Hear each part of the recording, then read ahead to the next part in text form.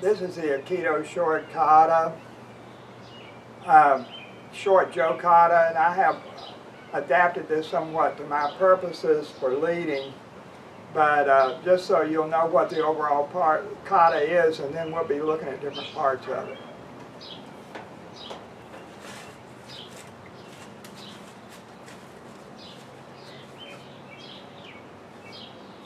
Then the kata is repeated on the other side.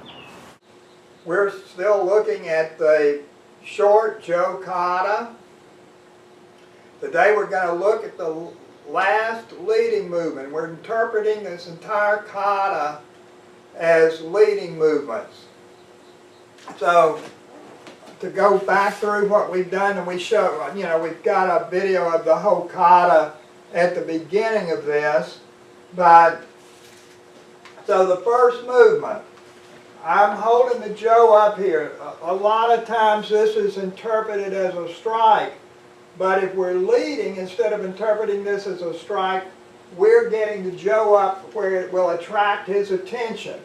We don't want to be close enough to threaten him, but we do want it where he'll see it and notice it. And that's all we're doing here. We're just raising this so that he notices it.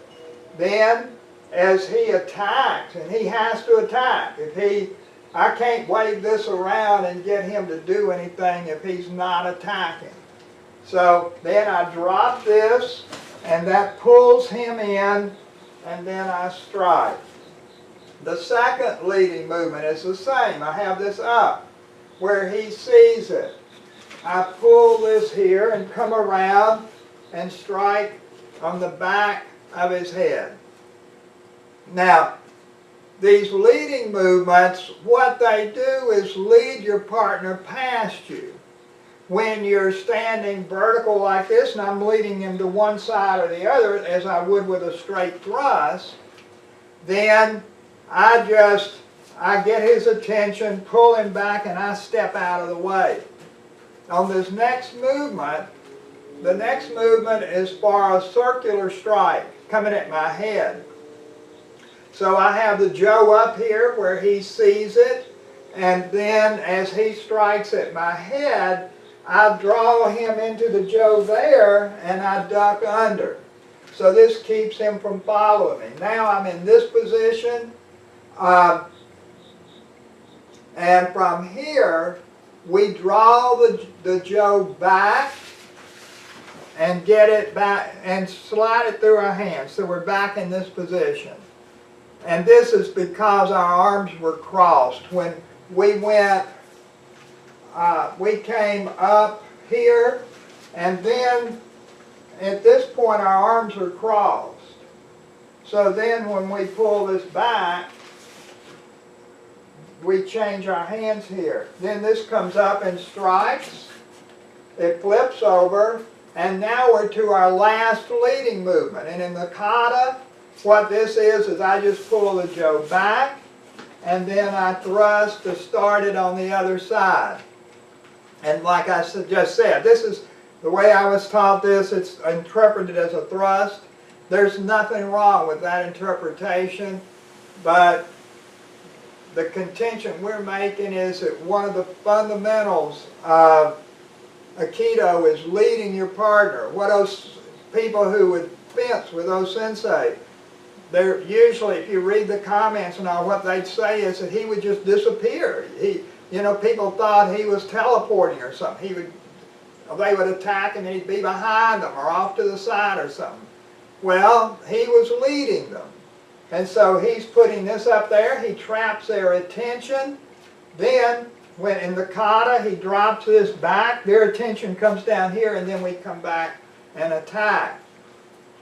So if we look at this with him, if we do this as an individual exercise without the kata, what would happen is I would be here holding the Jo. He goes to attack, and so when he does that, now my video room here on stage is not quite big enough. Really, I would have stepped back there, but I don't have room. But as he comes in, I'm dropping this, and that pulls his attention in. and then I come up.